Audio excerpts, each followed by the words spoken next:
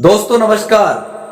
हर खबर ताजा, स्वाद में भरपूर। मैं आपका दोस्त लक्की कोहिनूर। लक्की कोहिनूर से बने रहने के लिए इस चैनल को आप लाइक, सब्सक्राइब और शेयर करना ना भूलिएगा और वीडियो बिना स्किप किए एंड तक देखें। तो बात करने वाले हैं आज हम नौकरी या बरसाती मेंढक।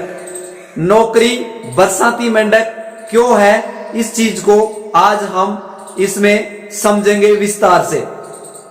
दोस्तों कल मैं किसी काम से जयपुर के लिए मैं मेरी गाड़ी से गया था यहां से। तो जाने के बाद में मैंने काफी चीजें मैंने महसूस की। क्यों ना इस चीज के ऊपर मुझे एक टॉपिक बनानी चाहिए कि नौकरी कैसे बरसाती मेंढक है। क्योंकि एक बच्चे को जन्म से लेके 25 साल तक उसको एजुकेशन देते हैं। अब एजुकेशन देने के बाद में वो बच्चा जिस डिपार्टमेंट में जाना चाहता है, जो एजुकेशन लेकर वो उस डिपार्टमेंट की लिए तैयारी करता है नौकरी के लिए।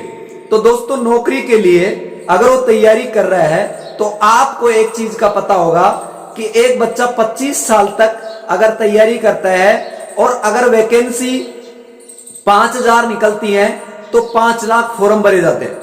तो 5 लाख फॉर्म भरे जाते हैं तो आपको पता होगा कि 5000 की वैकेंसी है और 5 लाख फॉर्म भरे जा रहे हैं और एक फॉर्म से 500 रुपए लिए जा रहे हैं। तो 500 गुणा 5 लाख करते हैं तो आपको पता है संख्या बनती है 25 करोड़ रुपए।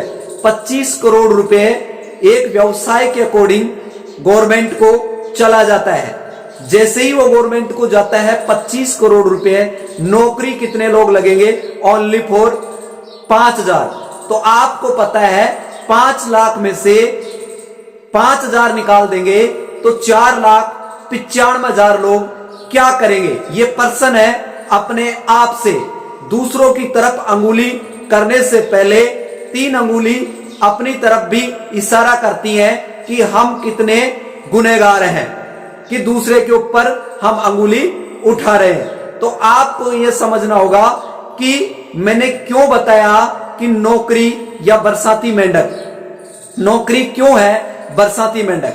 आपको पता है कि बच्चा कॉम्पिटिटिव एग्जाम में अपने घर से बाहर निकलता है तो उसको रूम किराए पे लेना होता है। उसको सुबह से शाम तक डेली यूजेज के जो सामान चाहिए होते हैं वो उसको खाने के लिए वहां रखना पड़ता है। उसको रोटी बनाना पड़ता है, उसको वो सारे काम करना होता है जो एक गृहस्थी में उसको करना होता है। इसीलिए वो पढ़ाई से पहले पूरी ट्रेनिंग ले लेता है और ट्रेनिंग लेने के बाद में नौकरी नहीं लगता है तो खाने के लिए तो उसको रोटी सब्जी तो बनाना ही है आखिर अपने घर के अंदर।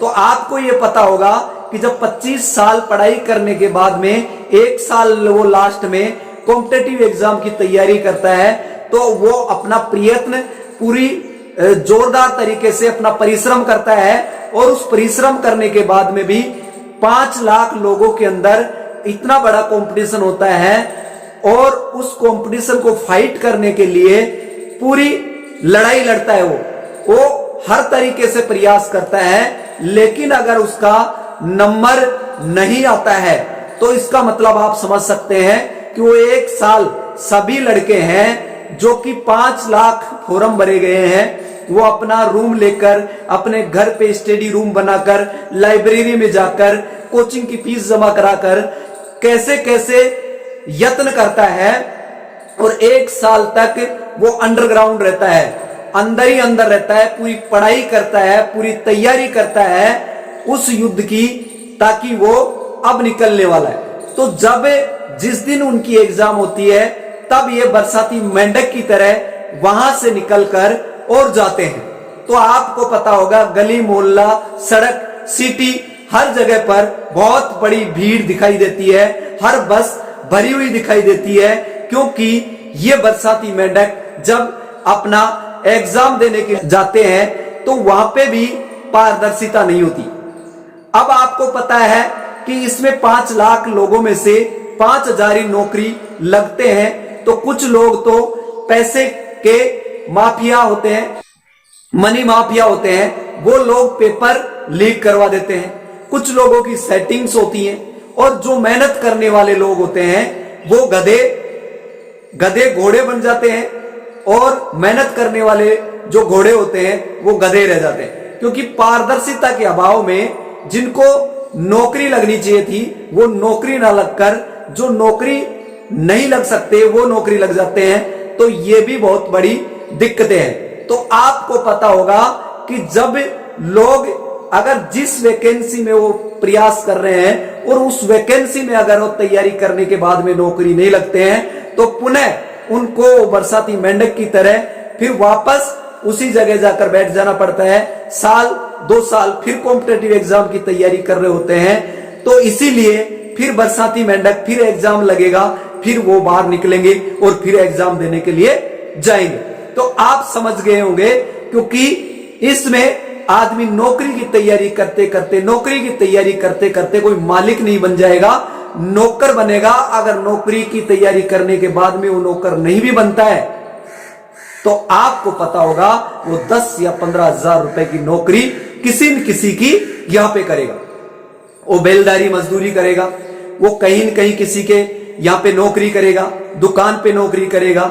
दोस्तों कहीं न कहीं अगर योजना चल रही है मनरेगा योजना में जाकर वो अपना योगदान देगा, तो फिर उसको खुद से भी शर्मिंदगी महसूस होगी कि मैंने MA BEd किया है, मैंने कॉम्पिटेटिव एग्जाम की तैयारी की है। तो वो उन लोगों के साथ पूरे तरीके से उनमें समझौता नहीं कर पाएगा कि ये एक 8वीं फेल नरेगा पे आ रहा है, एक 10वीं फेल नरेगा पे आ रहा है और एक MA BEd वाला नरेगा पे आ रहा है। लेकिन दोस्तों सब लोग एक समान होंगे, वहां पे कोई किसी की डिग्री नहीं देखी जाएगी कि आप कितने पढ़े हुए हैं। इसीलिए मैंने आपको बताया कि नौकरी या फिर बरसाती मेंढक। आज नौकरी वालों की स्थिति यह है कि वो बरसाती मेंढक बनके तैयार हो चुके हैं, ताकि उनको रोजगार नहीं मिल रहा है, और रोजगार के अभाव में वो बरसाती मेंढक इसीलिए है उनके दिमाग में से वो नौकरी का जो सॉफ्टवेयर है वो चेंज नहीं हो रहा, वो मालिक बनने का रास्ता नहीं खोज रहे। अगर वो मालिक बनने का रास्ता खोजे और खुद के ऊपर स्किल्स डेवलप करें, खुद को इंप्रूवमेंट करें, खुद के ऊपर इंप्लीमेंट करें, तो दोस्तों इस दुनिया में उसको मालिक बनने के रास्ते से कोई भी नहीं रोक सकता। लेकिन वो चाहता ही ये है कि मैं किसी की नौकरी करूं, और नौकरी में आदमी नौकर होता है। बिजनेस का कोई तोड़ नहीं होता, उसमें वो मालिक होता है, और मालिक काफी लोगों को रोजगार के अवसर प्रदान कर सकता है। इसीलिए आपको समझना होगा कि नौकरी में नौकर होता है, मालिक होता है, और मालिक नौकर को कभी भी मालिक बनाने का रास्ता नहीं बताएगा। अगर वो नौकरी करने वाले को मालिक बनने का रास्ता बता देगा तो नौकरी वाला उसी दिन उस मालिक से बगावत कर देगा और वो नौकरी से अपना इस्तीफा दे देगा। तो इसीलिए दोस्तों आपको ये वीडियो कैसा लगा कमेंट बॉक्स में जाके मुझे कमेंट करें, और न्यू लेटेस्ट वीडियो में फिर मैं आपसे मिलूंगा। इसलिए मैं अब आपसे विदा लेता हूं। इससे पहले मैं आपको कहना चाहूंगा, हंसते रहो, मुस्कुराते रहो, सुरक्षित रहो, स्वस्थ रहो, और लकी कोहिनूर चैनल को देखते रहो। Thank you so much. Okay bye, फिर मिलते हैं हम लेटेस्ट न्यू वीडियो में। धन्यवाद।